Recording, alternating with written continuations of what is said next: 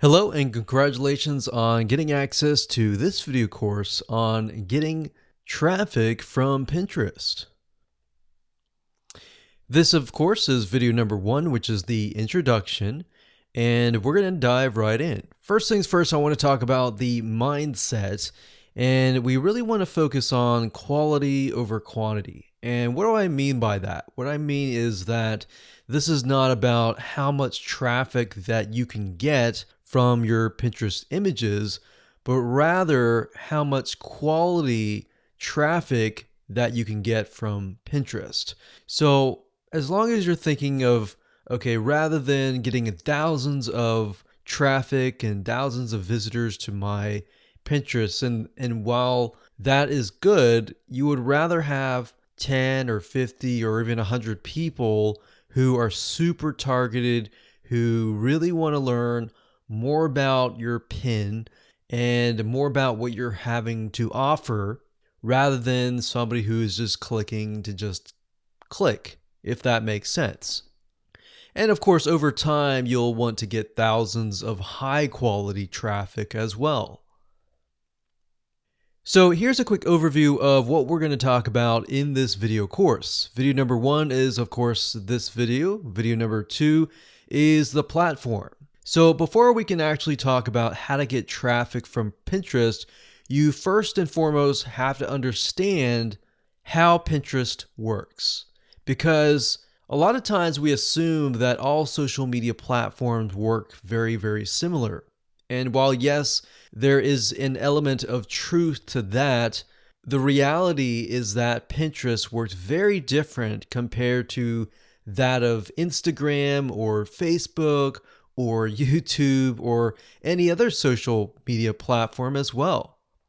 Then, of course, video number 3, we'll talk about quality and how to make sure that the images to your content and all of that is high quality.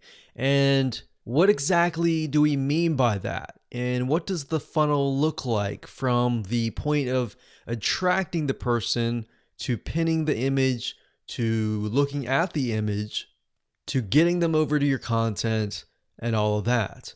Now, what that entails is congruency, which is what we're going to talk about in video number 4. Congruency basically means that everything is consistent from the images, attracting the right person, to getting them over to the content and giving them exactly what they want and what they desire and the reason for the click in the first place.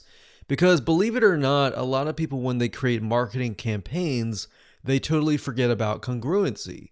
So they might make a certain image, but when they get people over to a piece of content, it is unrelated. And then, of course, they wonder why nobody is converting, because at the end of the day, it's not congruent. So we'll make sure that you're on the same page in terms of that and how that works in real life. Video number 5, we're going to talk about visual real estate matters. So visual real estate is essentially, in this case, an image. Now, how big should the image be? Should it be a small image? Should it be a large image? What size converts the best? So we'll talk more about that in that particular video.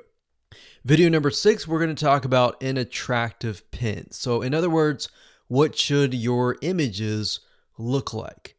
And then on top of that, I'm sure you're asking, well, what exactly should I put in my images? Is there a formula? Is there a blueprint?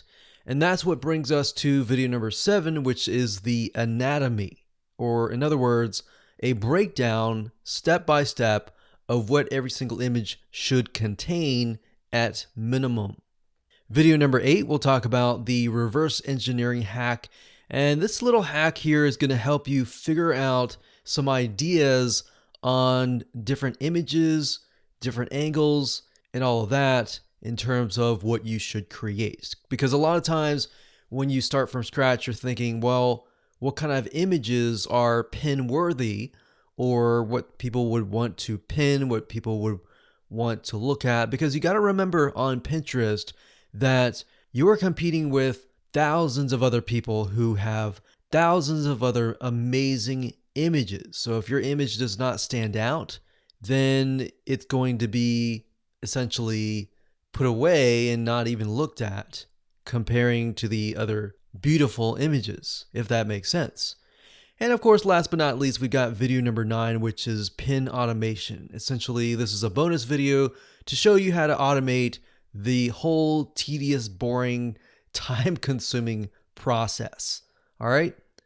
So now let's talk about things that you will need to get started. So tools that you're going to need, what you're going to need to have in order to implement what's inside this video course. So obviously you're going to need to have a Pinterest account.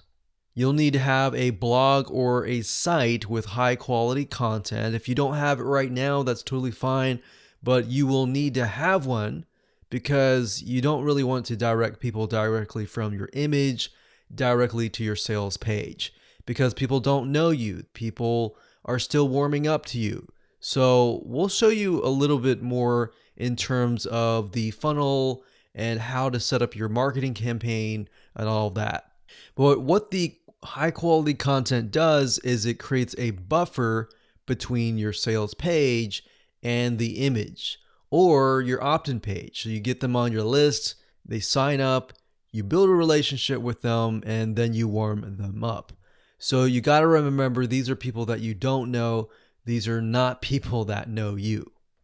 And of course, this is optional, but you'll need some money if you want to make your images look professional and appealing. So if you're not a photographer and you don't really want to hire a photographer and go about doing that, that way you can always purchase what we call royalty-free images that are already professionally made that can fit your niche. And we'll talk more about that in a later video. And of course, some money for optional tools, which we'll talk about in video number 9. All right, so with that said, let's move on to video number 2.